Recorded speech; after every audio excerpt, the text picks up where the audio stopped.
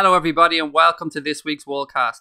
I'm your host Craig, and joining me this week I've got Gav, Ian and the ITK of the people, Grizz. Lads, we've so much to get through this week. Transfers are doing all of our heads in, so we're going to try and park that aside as much as we can and get straight into the actual agenda that we put together for the show. So the first question I have up this week is, name the most embarrassing item of clothing that you've ever bought, but when you bought it, you thought it was an absolute business. So we all have some skeletons in our closet regarding stuff we bought over the years. But Ian, I'm going to come to you first, buddy. Let us in on this little kernel of knowledge that your clothing isn't as good as you thought it was. Oh, mate, there's a few. You know, when you look back at pictures a few years later and you think, fucking hell, how didn't I get bullied a lot more by a lot more people? But it's one of two things. I remember getting, it's bad, I don't even like saying it. I remember getting a leather jacket, but it had an American flag on the back. And I thought, but I mean a big American flag, like pretty much the entire back was like a flag. And I was just like, I am going to be fucking the nuts in this. Now, I need a bit of background. I grew up in one of the roughest estates in Liverpool you will ever find. And I was walking around with an American leather jacket on, like thinking I was fucking the font. Did you tie a bandana around your head as well? Oh, man. I remember the first day I got it walking home. And like my dad just laughing his head off when I walked through the door. And he was like, you are a fucking idiot, honest to God. How much was it? But, tell us the truth. How much was it? I think it was about 50 quid at the time. So it's quite a lot, like, considering I'm like 78. But it was either that or, now, I actually, or an earring that I got, right? I got my ear pierced. Technically not clothing, but I got a custom-made Nike sign for my ear. Oh, for fuck's sake. and it weren't cheap either. Shit. Now, I'm a 6'2" white fella from the suburbs of Liverpool, and I was walking around like I was fucking Usher. And I was just getting, honest to God, I remember the first time I walked in the room and all my mates just fell everywhere, like. And I was just like, what are you on about to sound this? Oh, and the worst thing was, I only had it for about a week because I was playing footy, like a proper game, and I didn't take it out. And I went up for a header and someone ripped it out my ear when I was up in the air, you know, like, and I was too embarrassed to say. Someone just ripped out my Nike earring, so I just fucking carried on playing and just left it on the grass. Please tell me that a picture exists of this jacket somewhere. The worst thing, the jacket, yeah, there will be pictures. But on my old passport picture, I've got that earring in. I couldn't wait for it to run out, so I didn't have to show it to like customs and that. And you took the piss out of me last week when I sent you my boxing video with my chain, my Mr. T chains on and rings. I know, I did. Yeah, you're just as fucking bad. In spite of all that clothing, I still managed to get a fair few women to have sex with me consensually. Do you know what I mean? So I was going to say with the consent, yeah. I'd be smashing it if it weren't for me fucking moody earrings and American jacket. And I fucking even thinking about it's making me testicles struggle. It's horrible. Oh, that was priceless. You didn't let us down there, Ian. Thanks a million. You did not let us down. Gav, I'm gonna come to you next because you're sitting there looking smug. Gav's wearing his now. Oh no, I'm not. I'm not smug at all. I had this awful habit of when I was younger, especially around Christmas time, and you know, everyone goes and gets new clothes for Christmas.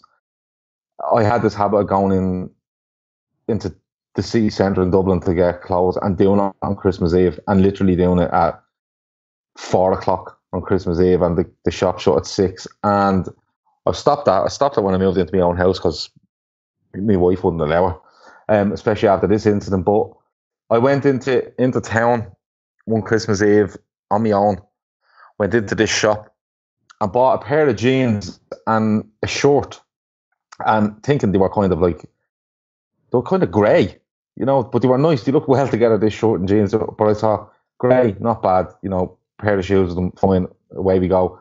Christmas Eve, I'm not really fucking arsed either, just give me them.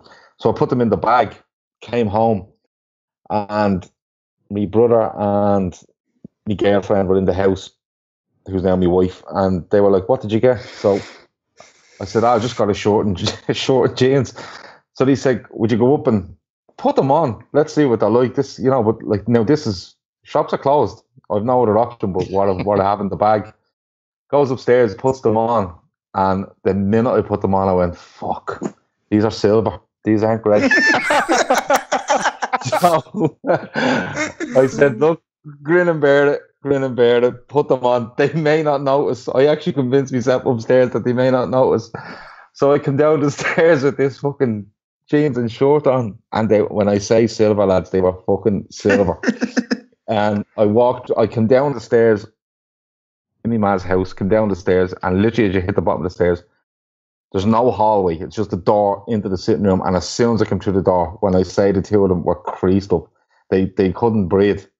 And my brother was like, he's a fucking astronaut. He's a fucking astronaut. You look like the Irish Tin Man. Yeah, that's exactly what it was like, you know. And my brother just got up and went, look, it was literally like, you know, the usual one small step for man, you know, fucking one huge step for mankind. And I had to fucking wear it. Christmas Day, had to wear it. I had nothing else. I just wore bills. But I got up on Christmas morning. I had to go to the in-laws, and I had to go to my own nanny's house and done both of them, and literally made the quickest exit possible to get home and get them off. And they were never seen again. And even sometimes when my wife sees that silver, she just looks at me and says something like, you know, remember that Christmas? Like, it was that fucking bad. Like, but mate, that's love. That's probably the worst. With you after you come down the stairs looking like a bauble. I think it's like the Irish Tin Man. I did. If you'd have fucking just wrapped me around the tree, I would have looked like tinsel. But no, no, I don't think. You know what you needed to finish that outfit off, mate? I think a leather jacket with an American flag on. You'd have fucking smashed it. You wouldn't have even noticed the night gear thing. Was the night gear thing silver? Right, so it could have taken the edge off, but no, that's probably the worst. Yeah. Right, so I don't even know where you get silver jeans. Gav will tell you. Mate, I thought they were fucking grey. I went into this shop, and I'll tell you the name of the shop if anyone's listening. It was called, anyone from Dublin is listening, it was called Penthouse, I think was the name of the shop. And when you went upstairs into it, it was kind of one of those shops that was quite dark inside. And I never try on clothes. I just literally hold them up and go, yeah, that fits, and puts her in the bag. And wherever way I looked at them, I just thought, grey, no problem, grey, in the fucking bag. And literally when I got home and took them out and put them on, and there was like some why did you put the lights shining on me in the shop? This is where it was when I got home. The natural fucking light in the house just went, this is fucking silver, and I'm never pulling this off. No, it happens. Yeah. No, so you can imagine the store assistant when he's leaving, can't you? Be gay and proud, brother. Be gay and proud. Yeah. And Gav's looking at it like, what the fuck is he talking about? I know. Like if I'd have kept this stuff to this day, you could have claimed carer's allowance on me. Right, so we have Ian who's thinking he's fucking Bruce Springsteen. Gav thinks he's John Travolta from Saturday Night Fever. Grizz. I was more like, what's his name? The fella that was on the moon. Neil Armstrong. Yeah. Everyone always forgets about Buzz Aldrin. Yeah, Buzz. Either of them. Listen, it doesn't matter which one you call me, it's not going to improve the outfit. Grizz, you must have had some belters over the years, mate. What makes you say that? I seen you in the flesh at Anfield, showing up in a like really bright red night runners and fucking camo tracksuit. All right, you don't need to describe it now. It was a rhetoric question. Anyway, so it was a rhetoric question. Rhetorical question. Rhetoric. Can you edit this? Not a fucking chance. All right, okay, I'll carry on then. Grizz's rhetoric is going to carry on. What are we talking about? We're talking about yeah. So basically mine was basic, very basic. Everyone went through this. All of you went through this. No one deny it. We all went through this shell suit phase. Well, I'm Scouse. So what do you think? Exactly. So basically, I got married in one. What was his name? The John Barnes rap, the Anfield rap, was it? Yeah. Yeah. So when they done the Anfield rap, and everyone was wearing their cap backwards, and everyone was wearing those dodgy shell suits, I thought I'd go and get myself one as well. Just, I think purple was in. Oh, no. Back in those days, so I managed to get myself a purple shell suit. It's about it, really. Oh, recently a mate of mine bought me a Liverpool top when we fucking signed Balotelli, and he only went and got Grizzotelli on the back. So please tell me you didn't wear that in public. So therefore, I did wear that in public once. He wears it to bed. Listen, I'm not going to lie to you. I thought it might work with him. Do you know what? I was quite happy. I thought, okay, Suarez is gone. Rodgers got him in the last minute, wasn't it? I think it was a last minute job with Balotelli. And I thought, this might work. So my mate went, right, this is it. I'm going to get you a Grizzotelli fucking Liverpool top on the back. If he's listening, thanks, Icky. But you do realise, right, that even if he scored 50 goals a season, it's still not acceptable to have Grizzotelli on your back. That's not what we're laughing at, that he was shit. We're laughing at that you were an idiot. Imagine how much he paid for that. That's quite a lot of money. A lot of fucking... it's per letter, innit, or something. So I was, I was kind of... I have respect. I wore it more than like sort of. I reckon the fella in the shop did it for nothing. To be fair, I'd stop being friends with him if he'd done that. So, respect there. The fella in the shop, that's unusual. We don't usually have triple XL virgin sizes. Triple XL. No, I was right then. I think I was just like XL. Yeah, but that's okay then. You haven't let me down. Fair play to you. There's been some absolute belters there. My one is just as embarrassing. I won a moped on a TV quiz show, and I had a car at the time, so I didn't need the moped, so I went and flogged it.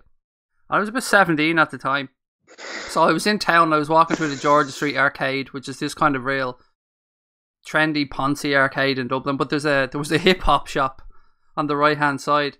So I went in there and I was going through the rails, and I spotted this beautiful bright red, like really, really baggy Sean John red tracksuit.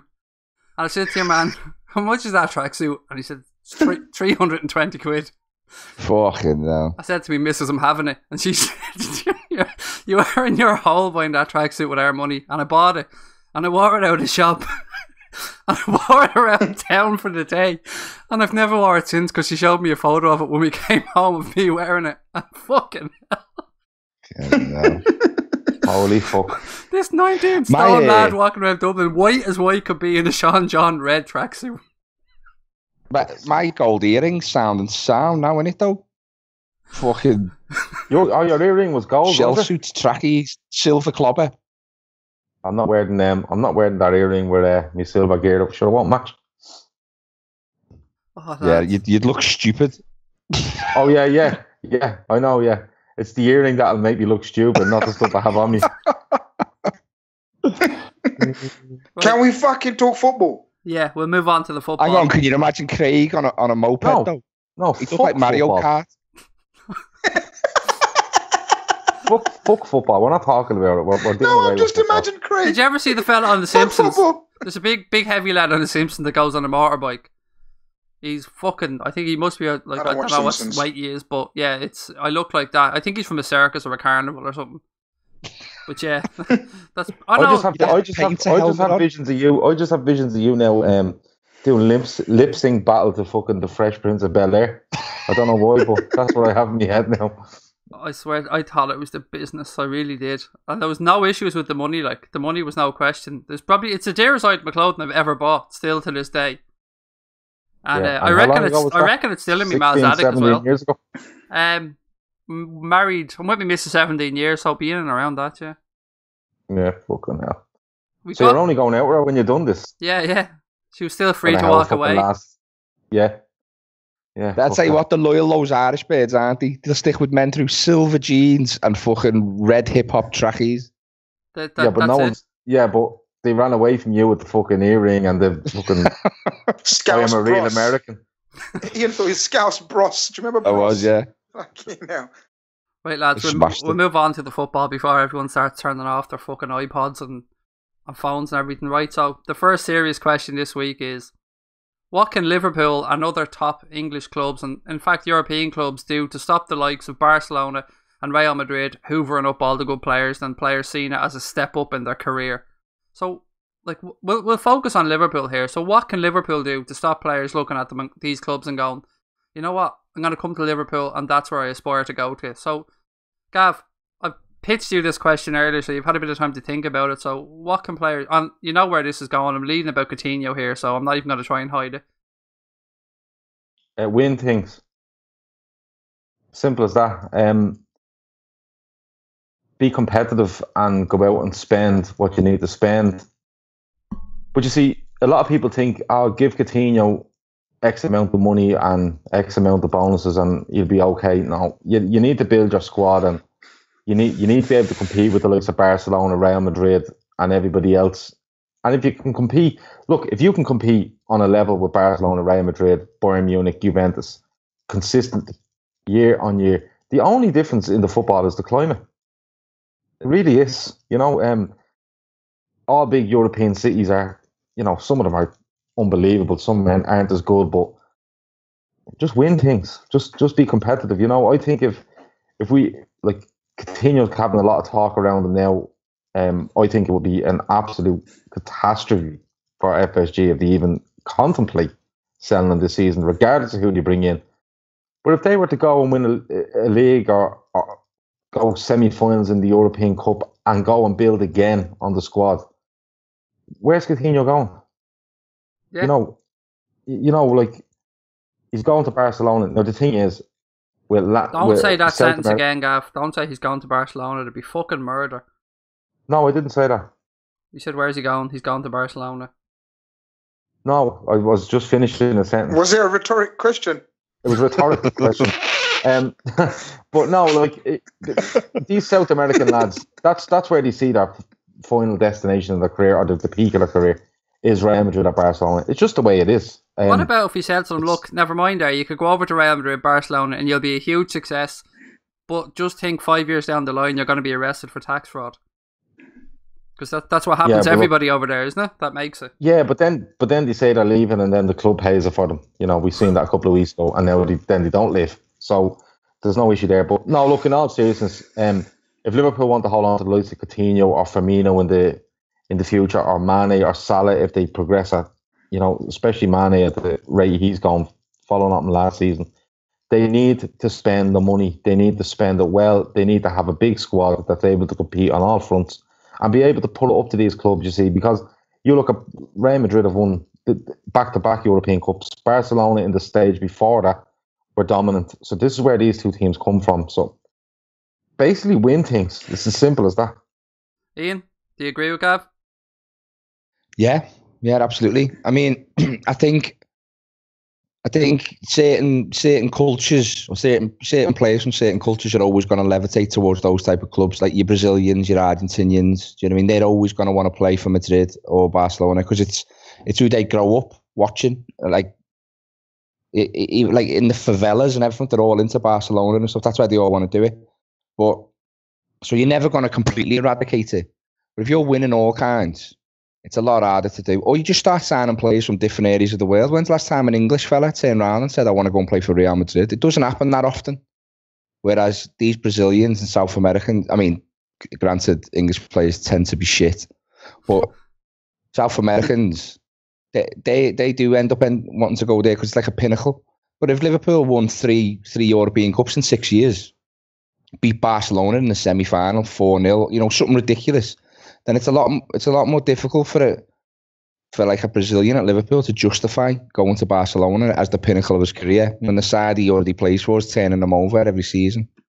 And it's a long road to get to that, but that's the way you do it. Do you think, Ian, that the fact that the Premier League now is so powerful financially that there might come a stage where our money will talk? It's got to. It's absolutely got to, hasn't it? I mean, isn't the tax rate in Spain, isn't it like 50%? For footballers, it's something ridiculous. Yeah, it's mad. I believe ridiculous. That's about correct. Yeah. So I think our tax rate for footballers is one of the best in Europe. So yeah, so you'll eventually get players but then the players may just stay with you for money. Do you really want those type of players as well? Yeah. I don't know. I think people are always going to want to go there because they are the fantastic football clubs, aren't they? The two biggest in the world, probably, despite what filth say. Yeah, sadly, it is looking that way. Grizz, have you anything you want to add into this conversation? Any points of view you want to bring across? No, they've both nailed it, haven't they? It's just try win as much as you can, be as successful as you can, and just make. See, the thing is, as Ian said as well, it's just the South Americans. They have sort of, that's their pinnacle of their career, going to a Barcelona or Real Madrid.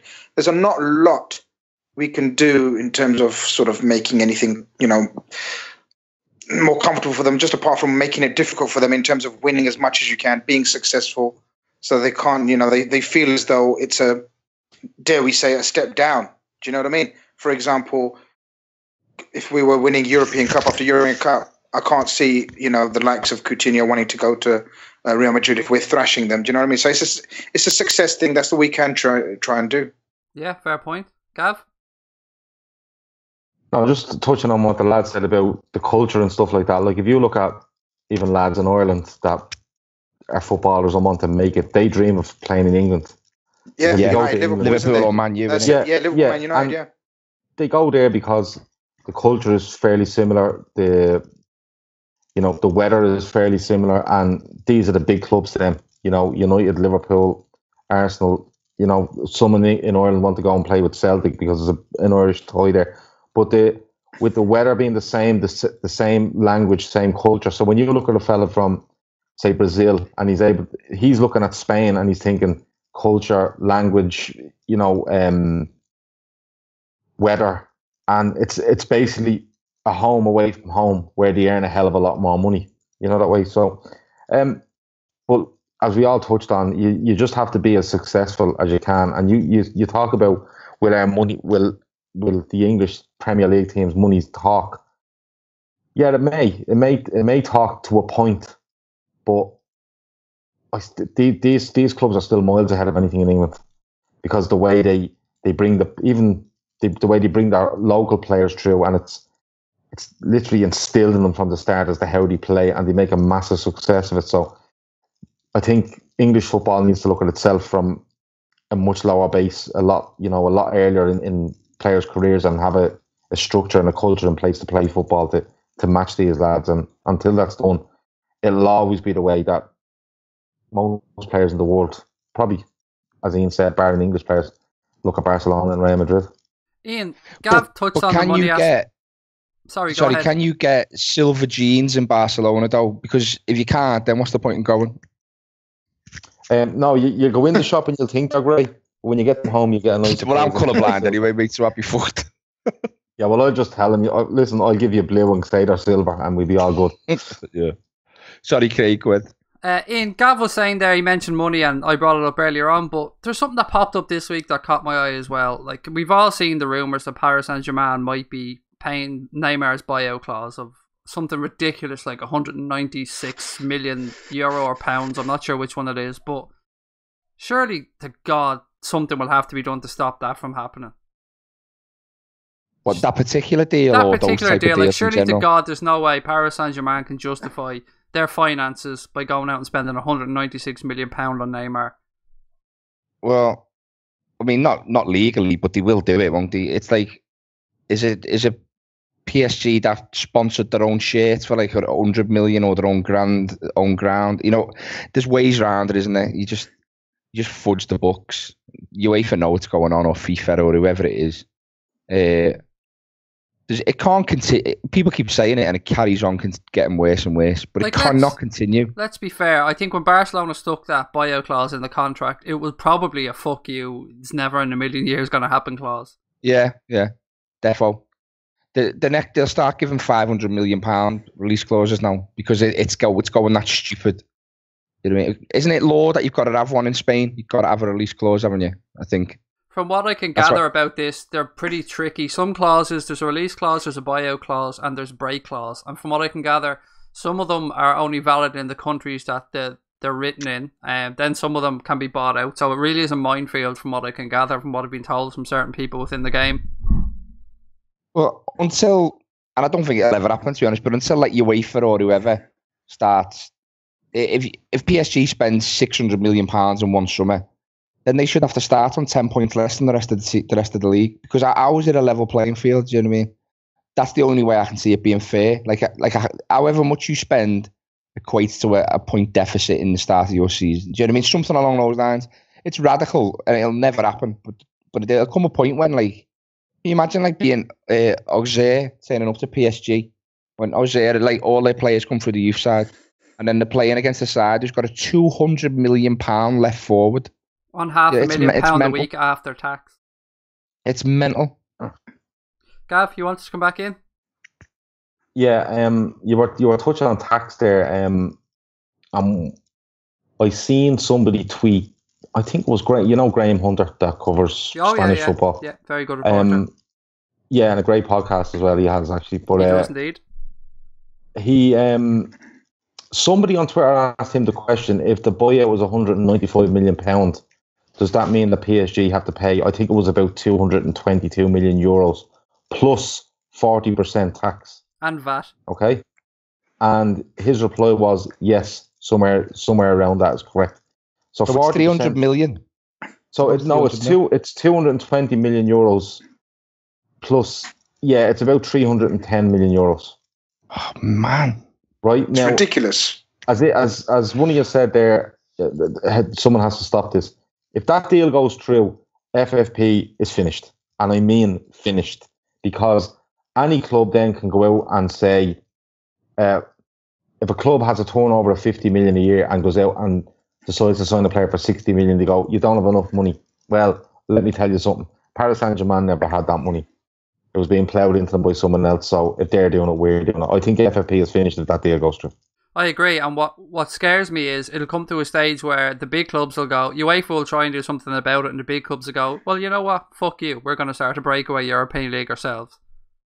I think that's been on the card for about 15 years, to be honest. I mean, to be honest, because UEFA are dog shit, aren't they? They're corrupt as balls anyway. But it's getting to the point where the clubs have got all the power. So if all these big, giant, mega-rich clubs turn around and do that, then that will be the end of UEFA. So UEFA won't ever go at them head-to-head. It's something I'd hate to see. Is a European Super League, breakaway league. Yeah, it'd be horrible. If you think the money is bad now... I think it's inevitable, though, lads. It is. It really is. As much as we sit here and say, "Oh, do you know what I mean?" It's going that way. It's inevitable, especially with the amount of money, because you just can't imagine. You just can't imagine, for example, let's just say like a Crystal Palace keeping up with the likes of the way Man City are spending, the way Chelsea are spending. The only way these teams are going to be sort of, you know, the only way there's going to be any justification in having all these big spending powers is put them in a league together and just go and battle it out like basically a super league, elite league for the teams. And it's not going to be based on. And the stupid thing is, it's going to be based on financial power. That's the way I see it going, and that's going to be stupid, isn't it? What scares me, Grizz, is the way agents' fees are going is my biggest gripe at the minute. When you see agents making 30, 35 million quid from a deal, I mean, that is an out-and-out joke. Something has to be but Craig, you have to remember, Craig, right? For as long as football's been around or agents have been around, they get a cut of every player's wage. It's gone past that now, Gav, though. It's gone to the stage now where specific agents have relationships with clubs. Yeah. And they'll only deal with these clubs. But there's no way. Look. We can talk about agents and stuff like that, and the amount of money they get is criminal. You know, it is. But at the same time, if these clubs are willing to go and say to Neymar, "We'll buy out your contract for 195 million," okay, right? The agent comes along and says, "Well, look, if you're willing to spend 195 million, you're going to have to give him £1 million a week. But if you make a payment of X amount, we call it $500,000 a year or $500,000 a week." And that's what they're doing. And they're milking the system like everybody else is milking the system. You know what I mean? It's just agents stand out because, what are they doing for that money? Probably not very much, because when you have an asset like that, it's not hard to flaunt them around the place. But that's how bad it's got. And it's got that bad in all areas of football. Agents, players, signing on fees, loyalty bonuses that were pittance years ago are now millions, multiple millions. And it's just the way it's going, and it's never going to stop. And that Neymar thing, if it does happen, I have a doubt over it happening, to be quite honest with you. I think it's a game he's playing with Barcelona to get more money. But I think, and he'd be crazy to go to Paris Saint-Germain, Barcelona anyway. But can I tell you why I think it'll happen? If that happens, it's a free for all. All rules are gone. It's game ball for everyone. There is no rules, Gav. There is no rules. Hang on, Grizz. The reason I think this is going to happen, Gav, is Qatar are cut off in the Middle East at the minute from the other nations. They've all washed their hands of Qatar. I think they're going to show a show of strength, because this is a Qatari-backed club, and I think that they're going to put the money down and buy Neymar. That's just from a few things I've read and heard, I think it's an actual possibility that they put their hands in their pockets and pay it. Maybe so. I haven't. I'm just going on a gut feeling, but I still stand by the point that if this happens, it's the likes of UEFA or any of these FFP lads haven't got a leg to fucking stand on. No, I'd back you 100% on that. There's if they don't step in, if this happens, then it's a free for all. Yeah. Grizz, what were you gonna say, buddy? I forgot. So we'll just move on. Of course you did. Yeah. Right. We'll move on. I think we've got to bring it back to Liverpool a little bit. Oh, Grizz, you're 1 in a million. That's why we love you, buddy. I'm checking this fucking breaking news here on Twitter. We're doing a part about Neymar. I don't want to know. Carry on. I don't want to know about transfers. Yeah, carry on. Yeah, Very upset. You don't want to get in the way of the people's ITK, Gav. Just leave him to it. We'll come back to him in a minute. It's all right. Soon you're going to have to make an appointment with me, lads, to get me on a pod. That's it. We're going to have to talk to his agent. Go on, carry on. How much to get Where are we? How much to get Grizzotelli on this week? Grizzotelli. We'll be dealing with Mina Raiola before we know where we are. Ian's going to be my Mina Raiola. Actually, I'm going to get Tino. I'm fat enough. Now I'm going to get Tino to do all my admin. Oh, Tino, the Better Call Saul of the football world. I love Tino. Tino, shout out to Tino. I love you, Tino. And Ian. Right, we both lads, love you. The next topic. We've seen Mignolet and Karius get a run out in pre-season, and we know that Danny Ward is there as well. But do we think that if Liverpool are to ever become genuine title contenders and really look to push to win that league, that any of those 3 goalkeepers are good enough to be the number 1 for a title winning side? It's not an easy topic to cover, and it's very easy to just throw out blasé answers and say yes or no, but we're going to try and drill it down a little bit. So, Ian, I'm going to come to you first on this one. I'm a little bit biased on this because I already have a judgment of a couple of these lads, but I'm going to hear what you guys have to say. So, what do you think? The Mignolet of the last 3.5 months of the season, 4 months of this, actually the whole season he was good, wasn't he? He's good enough, but history suggests that he can't do that on a regular basis. And when you look at the sides that have been dominant over the past 10 years, so you're looking at the keepers that they've got have all been world class. You don't get away with not having a world class keeper. You've had Peter Cech when he was at his best. You've got David De Gea, top draw. Mind you, Joe Hart, he's probably the exception. He's about Mignolet's level, if even a bit less. Do you know what I mean? That's a fair shout. That's a fair shout. So you can, but they get away with it because they've got £50 million to spend on a right back. Do you know what I mean?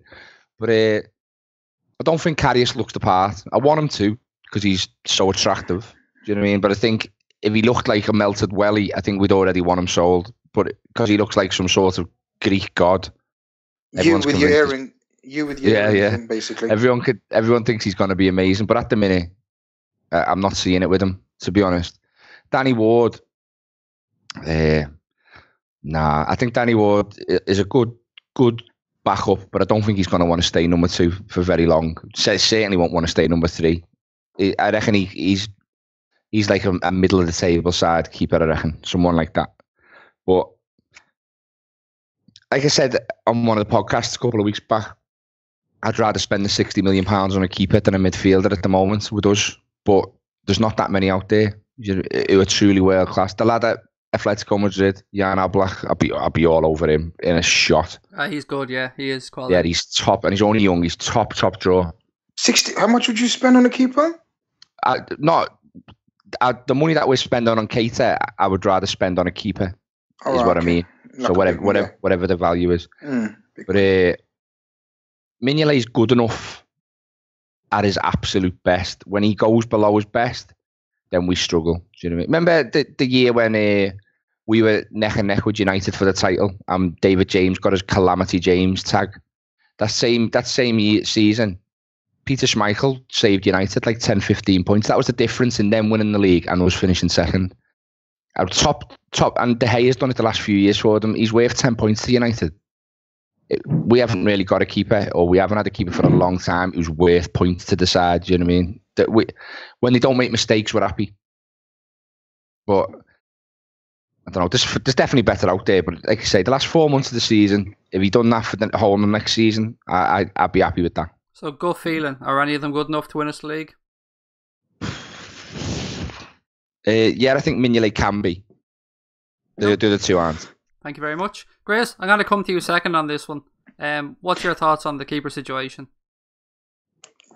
Pretty much the same, Am I right in saying Karius has started all the pre-season ones? No, I think right? Mignolet started. Have they took? Oh, has he? Did he start at Mignolet start up against Palace? Palace or Tranmere? No. I thought I read somewhere that Karius has started, or at least majority of them. Then I don't know. Funnily enough, I don't know Klopp's thoughts, but to me as a fan, and I've always said this: whoever performs in the shirt keeps the shirt. And if you go by that basis, then the last 3-4 months, Mignolet's been superb. So you'd guess and you'd assume on that basis that he keeps the shirt and he starts in goal. With the other two lads, Karius, yeah, exactly what Ian said. I want him to do well. He's young. We've got all these examples of when Courtois started. He had a bit of a shaky spell. De Gea, a very famous shaky spell. Young keepers, it does take time in this Premier League. It's quite a punishing league in terms of sort of, set pieces, corners. The rules are slightly different. The referees are more lenient towards the forwards. So these kind of things, you've got to take that into mind. I hate criticizing players too early on. You've got to give him a chance, got to give him the benefit of the doubt. But he just doesn't. Does he inspire you? Does he look like he's going to sort of, at the moment he doesn't. But I think Klopp may persevere with him for a little while. I think we're all right. I don't think we're looking at any goalkeepers. I don't think we're looking to sort of strengthen in that department. I think it really will probably be the same where Ward goes out on loan, or possibly not even go out on loan. He might even stay. Three keepers. It's not unheard of, is it? A top Premier League club to have 3 good keepers. So to come back to the question, are any of them good enough to be the number 1 keeper for a team that's pushing for the title? I think Mignolet is. I think Mignolet. I think if Mignolet continues the form that he showed at the end of the last 3-4 months, and as I said, I think he's an intelligent man, and I think he's been working at his game, and the signs are visible. Do you know what I mean? In Karius, there's no visible signs of his improvement during the time off he's had and in the pre-season he's had. But I wouldn't write Karius off yet. I think Mignolet's fine, and I think Mignolet could turn out to be a Premiership winning keeper. That's 2 votes for Mignolet. Gav, what's your opinions? Well, Mignolet is the number 1. There's no doubt about that. 200%, he's the number 1. It's hard. You see, as Ian said earlier, if Karius wasn't a good-looking lad, he'd want him out the door. You have to remember, Karius and Ward are exactly the same age to the day. All right? And we talk about Karius being young and this, that, and the other, and Ward is, I'm not too sure. There's a straight fight between them for the number 2 short, in my opinion. And I think whoever wins it obviously gets the number 2 short and as backup goalkeeper, and the other one leaves the club. As simple as that. There's 2 young goalkeepers. I can't remember both of their names. I've had a complete blank there. But there's 2 young goalkeepers in the under. I think one's in the 23s and one might be in the 19s for Liverpool. Both highly rated, and I can see either Karius or Ward being moved aside and moved away from the club for one of these lads to come through and challenge in the future. Are any of them good enough to be a goalkeeper for a Premier League winning team? I simply don't know. We've talked about Mignolet's last 4 months of the season. I thought he was good all season. I think he dropped one away to Hull, which was a clanger. Other than that, I thought he was decent. I thought he was dropped for no reason other than Klopp fancied Karius. Karius came in, didn't do as badly as people made out. He did make a couple of mistakes, but he wasn't as calamitous as people made out, because, listen, Liverpool fans go over the fucking top about everything, If a goalkeeper doesn't catch it cleanly, he's shaky as fuck. They're all mad in the head, let's be honest. But we talk about Mignolet and especially the last 4 months of the season. Listen, if he sticks to that form, he's no problem being good enough to be in a team that could challenge for the Premier League title. But the problem with Mignolet is, and it's always been the way, when he gets comfortable and when he knows he's number one, this is when it all goes wrong. All right? He gets comfortable, his attention to detail drops, his focus drops, his concentration drops, he makes rash decisions, he lets in easy shots. So, overall, no, none of them goalkeepers are good enough. Thank you very much. But the simple reason is, the reason they're not is because it will take 10 games of next season to see if Mignolet can actually stand out on his own as a clear number one and keep his standards up. And if then 10 games don't go well, we don't have a chance, and we can't risk that. I have a slightly different view on things, although I can't disagree with any of you that Mignolet deserves to hold his place from the end of last season, and that he had a very good season, I suppose, in general last season. I still don't think he's good enough, and nothing will ever convince me that he is. I was a huge backer of Karius last season, and I still feel that he didn't receive the backing that I thought he should have from Klopp. I didn't think he got a long enough run, although I can't deny he made some errors. He certainly did. I've seen him perform a lot better, so I know what he's capable of. But for me, I kind of agree with Gav that it's a straight fight between between Karius and Ward for that second keeper spot. But for me, I'm giving it to Ward, if I'm being honest. Until I'd rather send Karius out on loan somewhere in the Premier League and give Ward the shot as the number two than just leave Karius sitting there on the bench. That's where I see things. I'm a big fan of Danny Ward's. I think he's a very good young goalkeeper, and I know he's the same age as Karius, so I suppose I consider them both young. But for me, yeah, Mignolet has to stay there if we're looking at the number one, but I'd have Ward as our number two. But my answer would be no, none of them are good enough to be the keeper in a Premier League winning side or a side challenging for the Premier League. So, I'll leave it up to you listeners to make up your own minds, but you've heard what the lads have had to say. Fingers crossed we're all proved wrong, and we do go on and win the league next season with one of the keepers that we have, and nobody will be happier than us lads on here. We touched on the transfer window earlier, lads. I want to come back to that to a degree, because the next topic on the agenda is, do you lads enjoy the transfer window, and what changes would you like to see made to the windows, if any? Or do you think they're fine as they are? Gav, I'm going to come to you first on this one because you were last in on the last one. Transfer windows. I know your opinions on these, but we've got one in the summer, 2 months long.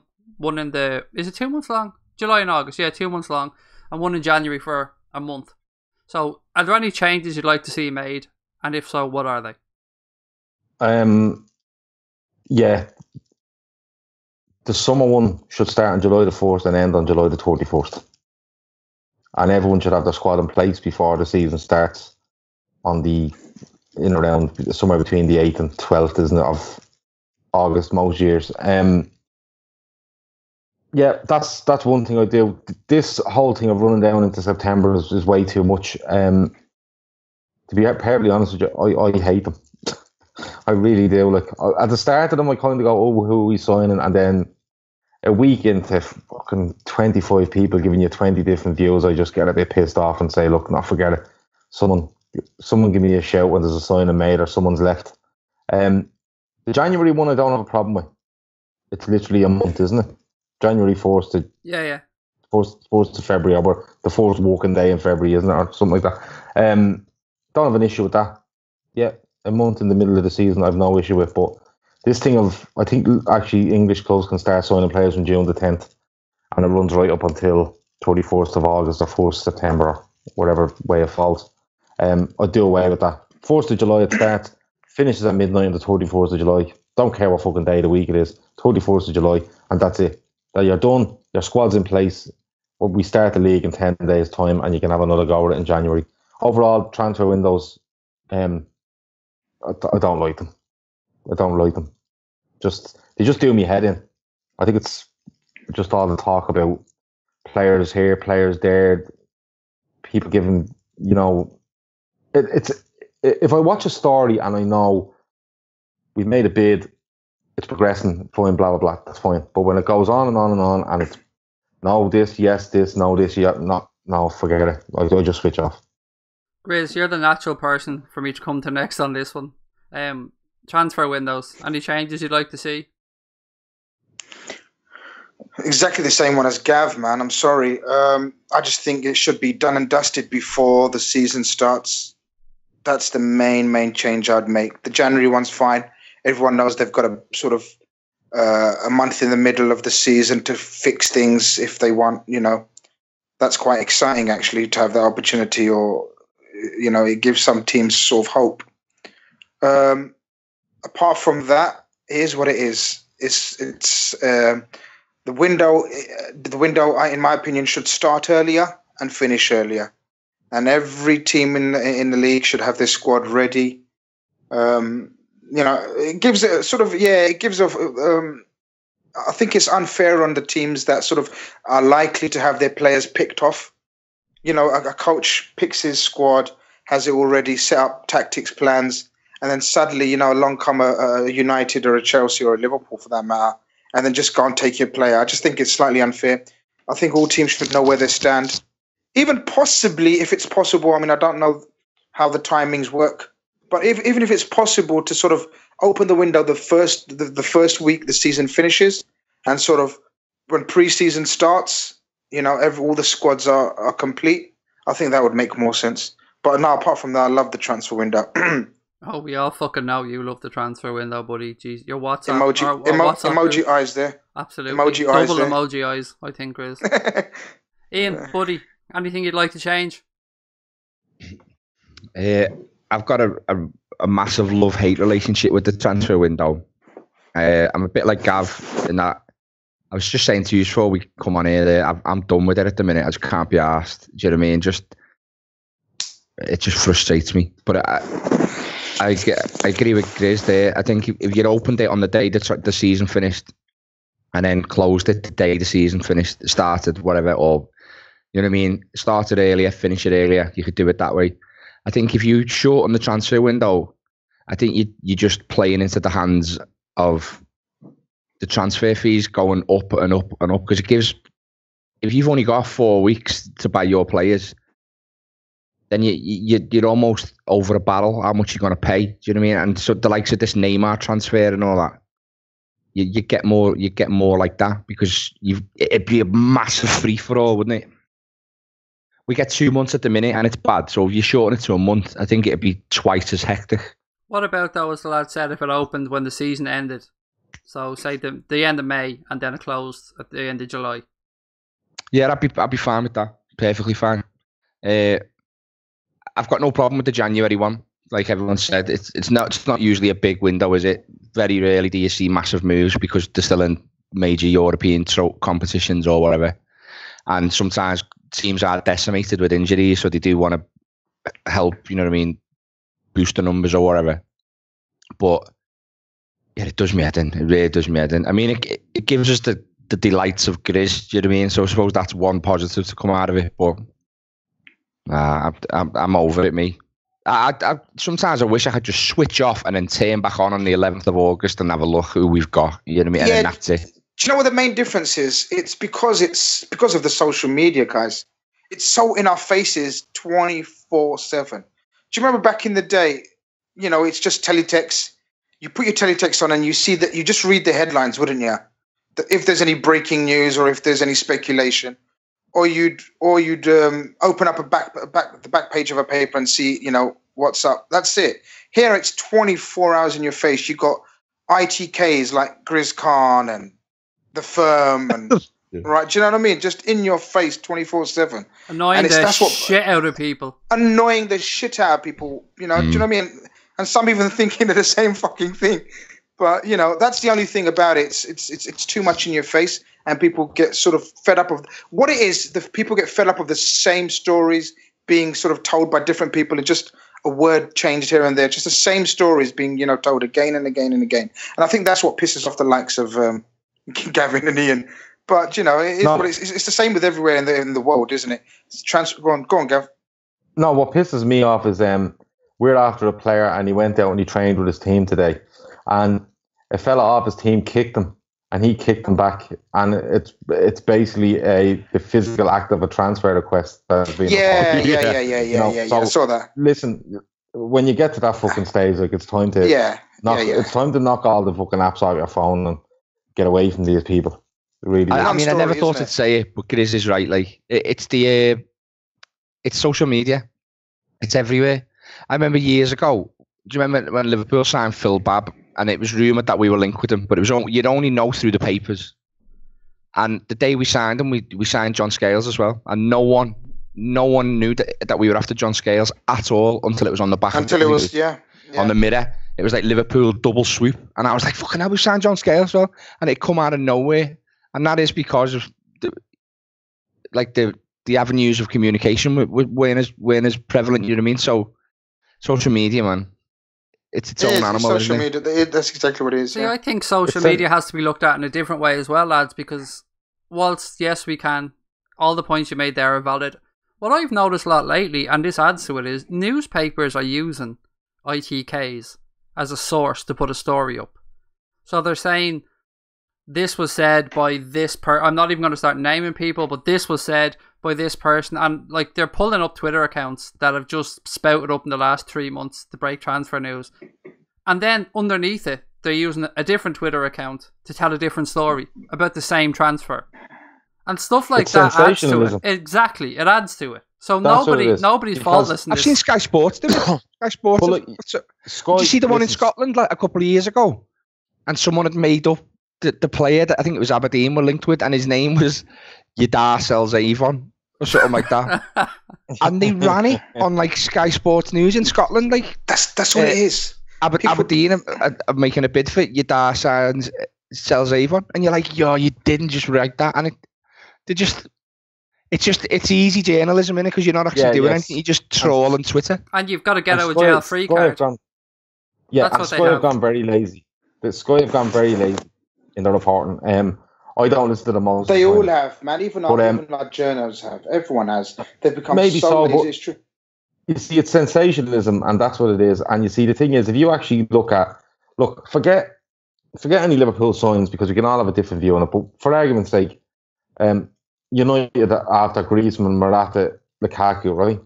Now, it was well known that they were after these players. But if you actually go into online and search this stuff, the amount of just differing views and different kind of, in inverted commas, facts about the transfer and how it's gone. So many things. And when you actually dig down to it, it's actually hard to find somebody that has told you what happened, what actually happened. It's little bits from everywhere pieced together. I suppose, sometimes it's not even. Sometimes it's just people say this, and this, and it turns out that they get loads of clicks, and they don't care less whether the fucking transfer happens, doesn't happen, or happens for the amount or the way that they have reported it. They don't care once they get the clicks and stuff like that. So that's what just annoys me. I just get more and more annoyed every day that goes along. I mean, give devil's advocate. Journalists now, they can't really even run sources anymore because it's that instantaneous, the rumours that are going around. If they were to do their job or do due diligence, it's already all over Twitter by then. It's not an exclusive anymore. It's gone. Do you know what I mean? So I think they have to jump the gun constantly because of the nature of how instantaneous the reports are on Twitter. Whereas in the old days, maybe you could go to the club and get your source and watch it develop for a few days before you actually reported on it. Those days, that just wouldn't work anymore. Me and Grizz so the wrong far more often than the right. Me and Grizz had that exact conversation on a podcast the other night where we said basically, I'm going to use Grizz as an example because I can say Grizz because he's here, but the Grizzes of this world can get something said to them and bang, put it straight up on social media. They've no one to run it past. If it's wrong, it's wrong. But the paid journalists of this world have to be that little bit more careful because of course they've got their reputation, they've got the newspaper's reputation, they also have to be careful of libel stuff as well. So like they do need that little bit more time. So there's always going to be that gap now that's going to be exploited by lads that may or may not have any information. And I think we're going to just have to understand that it's here to stay. Yeah, but you have to remember, Craig, like you're talking about they have their reputation to uphold, and look, I fully agree with that. They're paid professionals doing that job, and they just happen to be in football journalism. But I seen a thing earlier online, and basically it was about the Naby Keita deal, and it was basically what 4 different reporters or 4 different journalists felt on the situation. 4 completely different outlooks.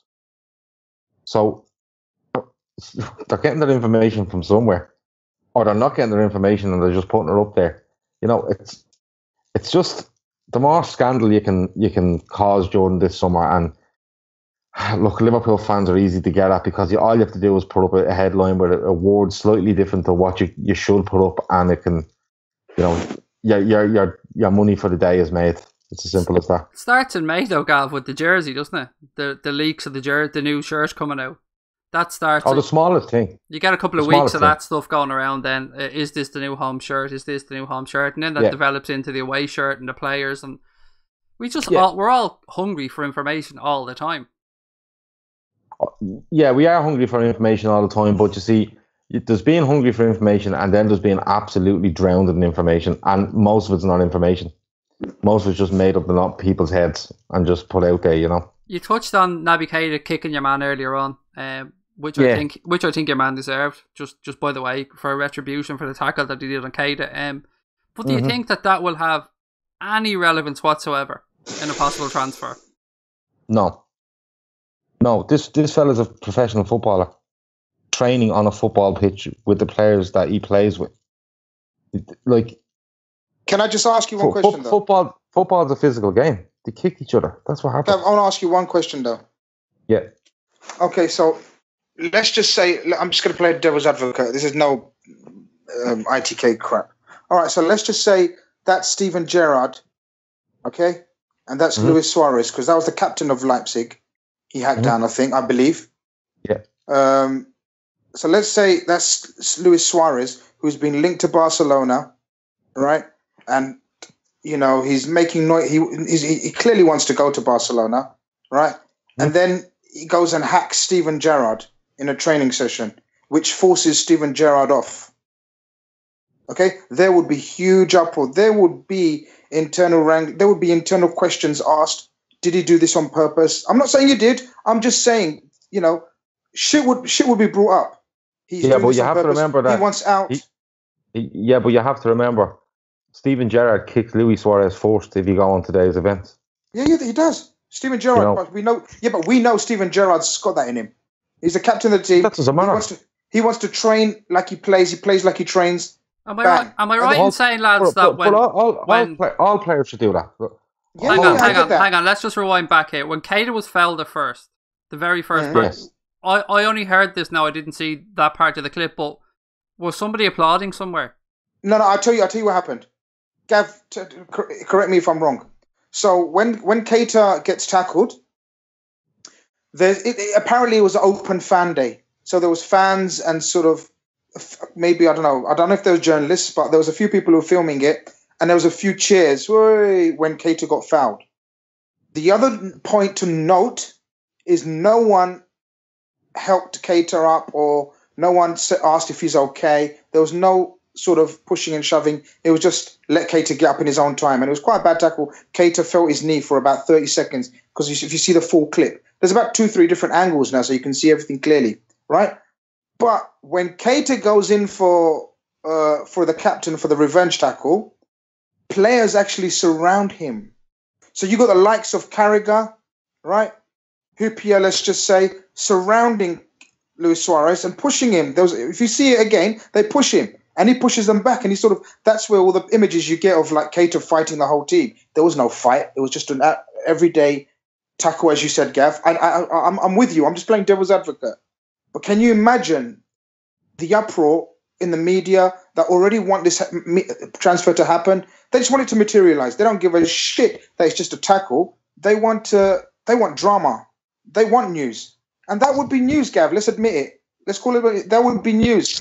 Why is everyone backing Steven Gerrard? Why didn't anyone back Luis Suarez when he got tackled? And then it slowly just plays in the player's mind as well. I want to go back. I'm just pointing out there. I want to go back to Gav because I cut him off there a minute ago. So go ahead, Gav. Yeah. No, I'll take your point. But at the end of the day, this fella's out on the pitch training. And if this fella really wants this move, he wouldn't be training today. Especially if he thinks that someone's going to plow through the back of him and probably do him a knee injury.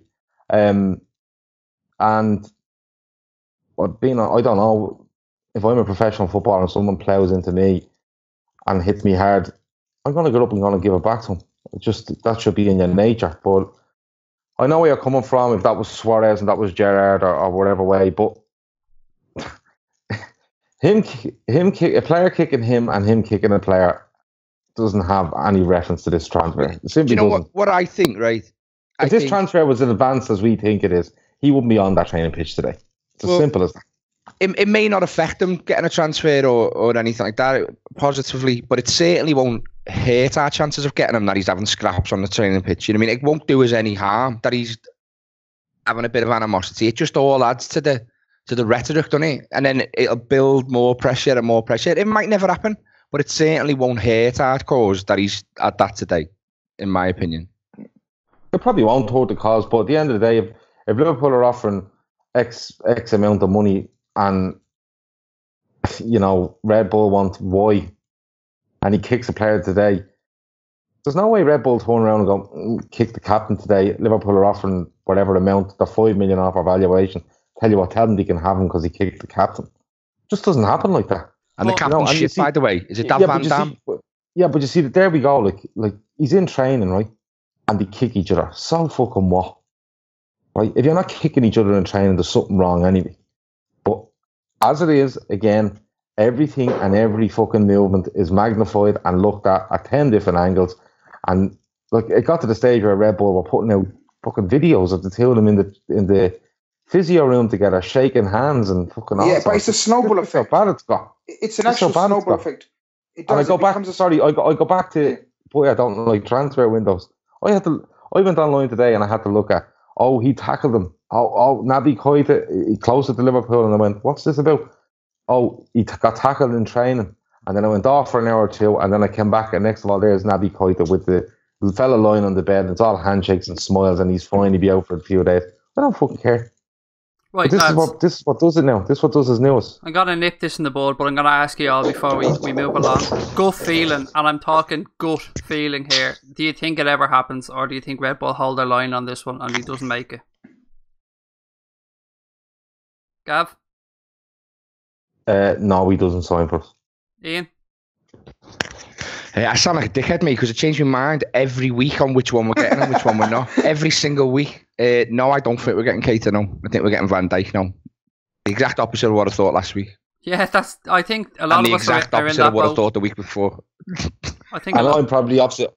I'm probably opposite as well. I think I said yes for both of them last week.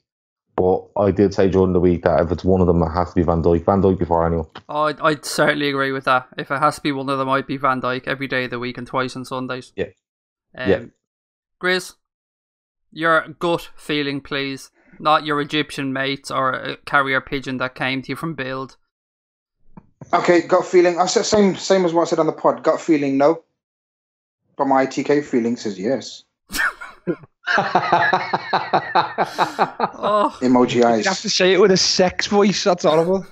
Is that how you fucking heard it? Is that how you came across to you? And the sex voice? Yeah, it did. It definitely came across as some sort of... ITK yeah. You definitely sounded like some sort of fiend. I just can't put my finger on which type. Right, lads. Anyway. Last topic before we finish up for the week. I suppose it leads on from the injury today that Keita almost gave your man in training, but do we think that sometimes players are overprotected and managers have players held back from them from the medical team, and are they overcautious at times? Should the player have some say in if he thinks he's fit enough to play at times, or do we think that the manager should listen to the paid medical professionals? Ian, what's your take on this? If you look at players purely as commodities, when you're talking about a player going for £200 million, euros, fucking cream eggs, whatever it is he's going for, they really don't want to mess with that. You know what I mean? I can understand why the medical team are like, listen, this is our Rolls Royce basically. Yeah, we don't want to get him on the pitch when he's not absolute top notch. But then you've got players like Luis Suarez who he come back after about, when he had his knee injury, then he come back like 4 months early. He's got to play all the time, and he'd run through brick walls. And then you've got other players who just don't, either they don't love the game enough, or they don't trust the body enough, or, do you know what I mean? And they don't want to play unless they're 100%. So I don't really know how you can make the medical professionals. They're protecting the club's interests, really, aren't they? You might just have a manager who doesn't care. He's like, I would imagine Harry Redknapp would have you on the pitch if you had fucking half a leg, syphilis, and Alzheimer's. Do you know what I mean? And he'd still want you to play left back. He doesn't care. I suppose, though, I should say, all right, we should peel this back to say the player wants to play, but the medical staff are saying no. We'll go with that. Oh, well, then I'd say it should go with the player. Then he knows his body better than the medical staff. He knows what his body feels like when he's running, when he's turning. You know what I mean? So yeah, it should go with the player if that's the choice. But they see them train all week. They do like massive like fitness tests on them every single day. You know, like they're doing that stuff where they're sticking shit in their ears to see how fit they are. If you're not up to speed, if you're only doing 80% of what you're usually doing, then maybe you shouldn't play. Do you know what I mean? Especially in today's game, it's that fast. But I think you've got to listen to the player over a medical professional. What gets me in is, right, so a player could be touch and go all week. We could be all waiting to see if he makes it, but the fitness test an hour before kickoff is particularly annoying to me. Because surely to God, by that stage, the medical team should know an hour before kickoff if this player, or 2 hours before kickoff, if this player is going to be fit to play or not. See, I'm not sure, because I used to have quite a few niggly injuries, like groin and calves and stuff like that, and I was the same. I would go right up. That was from masturbation, though. That's completely different. Yeah, it was. No, they were my biceps. But so I used to go right up towards kickoff, and I've pulled the hamstring in the warm up. Do you know what I mean? Trying to prove how fit I am. Like, I can do it. And half the time, the player knows they're not fit, but it's whether they can get through with their injury. Do you know what I mean? So they'll put them through one last intensive burst. So they give them as much time, recuperation time as physically possible. And they go, right, show us what you got now. You need to be hitting 90% of what you usually hit. And they just haven't got it. So I understand why they do it, because I used to have to do it. But it is frustrating when you're like on the edge of your seat all week to see if like Coutinho's going to play and then he's not even in the squad for 3 weeks. And you're like, what's just happened there? Do you know what I mean? But yeah. If it gets to a stage, by the way, where we're ever buying players and cream eggs, we're all fucked. Yeah, we can only get them at Easter anyway. And nobody fucking likes them either. They're disgusting. Cream eggs are sound. Wash your mouth out. Oh, they taste like fucking. They taste like medicine inside chocolate. That's what they taste like. I know. They're horrendous. Oh, I'm all over them. I'm with Craig. Fuck off, Ian. Just the fact that Grizz has just agreed, automatically means I've won the argument. Do you know what I mean? Definitely. Grizz has taken me under his wing now. That's it. I'm part of the Grizz transfer committee now. That's it. I'm in Grizz's club. I'm in his inner circle. The People's Coalition, you can call yourselves. I'm in his inner circle now. I said on the Asper Stereo, didn't I, that I could eat 50 cream eggs. Pair of fucking wankers. That's what you'll be. 50 cream eggs. You know what? I think somebody wanted to call you out on that one as well, Ian. Yeah, I think it was Tino, but it died. I think you should go for it on a Tino backed down when you told him he had to buy them. It's correct words, but no way. No, but I said, when I said to you before, I've lost about 5 stone. 50 cream eggs is putting me right back in the danger zone, innit, if I pop them. So it's content, to be fair. Yeah, and it'll all come up my ass. That'll be the content, like. Grizz, what's your take on this whole situation? Now, just to remind you, we're talking about players being injured, and I swear to God, I was about to ask you the question. I knew it. That's why I was heading you off. Are they overprotected at times with the medical staff? No, I don't think they are. I think, again, I'm going to have to agree with shitty old Ian, but he's right. You got to. There comes to a point where the final say has got to be with the player. It's difficult. Yes, medicine and doctors and are you just naming things now? It's medicine. No, doctors. Yeah. Blue giraffes. Medical it's like a fucking big game of catchphrase. This is. Say what you see. Pelicans. But do you know what I mean by the advanced medical facilities are available now, right? That's all well and good, but there are some injuries that only the player himself can sort of, know that there's something wrong and they can't pick it up. And you got to protect the player overall. I mean, how many players do you gave the example of Harry Redknapp, didn't you? He'd make you play through everything and anything. But if we look at some of the ex-players and the state of them now, when they show their legs and their knees and their injuries and the injuries they picked up because they weren't looked after properly. Do you know what I mean? So that aspect, you have to take that into consideration. Is the fact though, Grizz, that these players are being very, very well financially rewarded for putting themselves through this, not to be taken into account at times? That's a tricky one. But how do you gauge that? It's very difficult to sort of, work out if that's the case. The expert. I mean, how many times do we sort of hear about different clubs? For example, certain clubs have more injuries than others. We can't. Do we really trust the medical team in certain clubs? We start going down that route, don't we? We can't. I don't know. I think you got to. I don't think we're overprotected of the players. I think the players have to look after themselves. Number one, it's a short career, guys. Man, it's a very short career. We can't just sort of look at the frustration we get. I mean, we've talked about it over the season, haven't we? With Sturridge, probably the best example of it all is Sturridge. He knows his body better than anyone else, and maybe the times that he's rested and been unavailable last season, if he had played, maybe he wouldn't be ready at the start of the season now. So. He knew what he was going through. He knew his injuries better than anyone else. And lo and behold, we may have a fit Daniel Sturridge at the start of a season for us, which is all good. Yeah, I think we'd all be on board with a fit Daniel Sturridge. Gav, what's your take on this? It depends on the people who are in the situation at the time. You'd probably get the medical team that are a little bit standoffish and will kind of err on the side of caution and say, he's not 100%. I'd probably hold off. You could have a manager like Redknapp that will just play it. If your two legs are working, you play. Or you could have a manager that could be, no, if he's not 100%, he doesn't play. A little bit like Klopp. Klopp can be like that. The only player I've seen him give the benefit of the doubt to is probably Firmino, that has been, touch and go a couple of times, but has played through necessity, I think, most of the time because he didn't trust or have a backup. But you talk about protection for players, I just think it comes down to the player's attitude.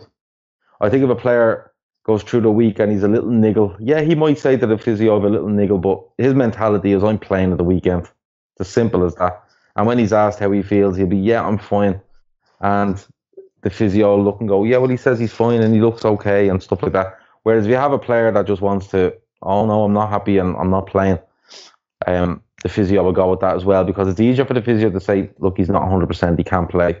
Because if he goes out on the pitch with the physio's blessing and 5 minutes in breaks down, the physio's going to get it in the ear, isn't he? So I think it's all down trust, isn't it? Trust, yeah, it is. It is, and I just think physios, the medical teams nowadays are unreal. The facilities they have, the technology they have everything. They can literally tell you anything about your body and how it's performing. But I think a player can easily be protected if he wants to be. There's all the facilities there for him to be protected if his attitude is that he wants to be protected. But I think if a player wants to play, ultimately he will play. It comes down to him at the end of the day. There you go. I'll tell you what, the four of us wouldn't have a fucking hope of passing the fitness test. That's one thing I can definitely say confidently. I could be the bleep thing. Speak about yourself. Yeah? Speak about yourself. Talk about yourself. I've started. I could be the bleep thing. I could just shout bleep every,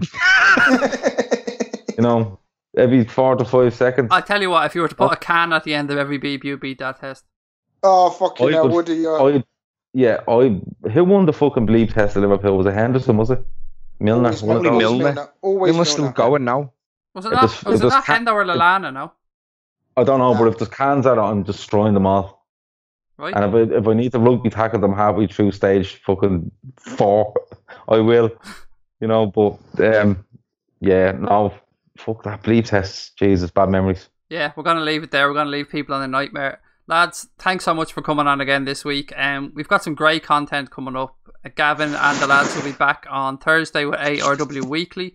There's a couple of great videos gone up in the last couple of days on our YouTube channel from Matt and Andy on ARW Now, so go on to YouTube and check that out. Huge thanks to Gav, Grizz and Ian for joining me this week. Thank you for listening, and we'll be back next week. Take care. Bye bye.